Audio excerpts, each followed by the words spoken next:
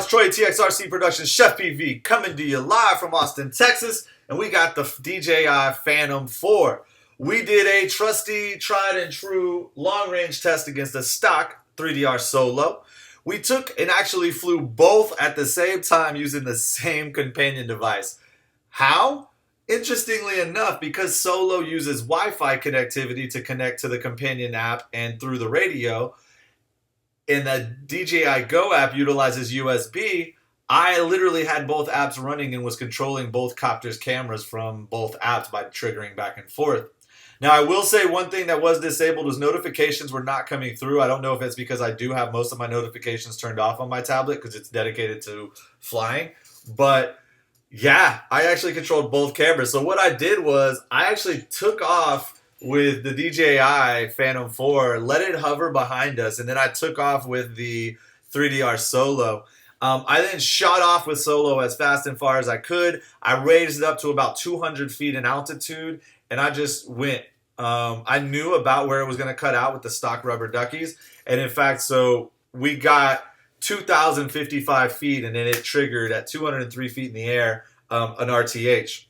Now, this means that not only when it RTH did it still technically have video because you can see, but it also technically still had control because quickly thereafter I was able to regain control. So this is, again, just the way that Solo's feature works is it reaches almost where it thinks it's about to drop and it drops and goes.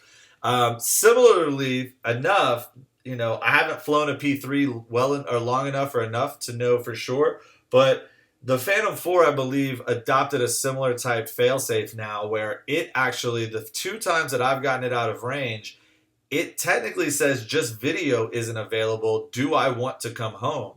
So it allows me to pick. Well, of course, if I have no video and I'm that far away, yeah, come home, please. So that's what happened here was with the Phantom, as soon as it drops signal, you don't know where it's at or what it's doing for a few seconds until it kind of comes back. So for it, here's the readout from the auto log, and the log showed that I made it to 3,703 feet at 210 foot in altitude, and I selected to go home.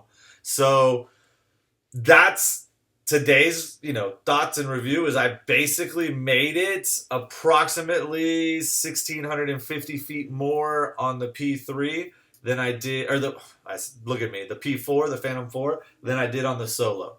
So that's that. We'll do many more tests on this, and I'm sure that I'll start getting some different things to test against with, say, the DBS mods that I have and the FPV-LR setup for the 3DR. Maybe I'll do a setup on the DJI and do a test. I don't know. But for now, really promising. I will say last night I got 1,800 feet, and that was in a much more highly congested Wi-Fi area. So I'll just say that that's where I got last night. There you go. Quick hit on today's test of a Phantom 4 by DJI flown against the 3DR Solo.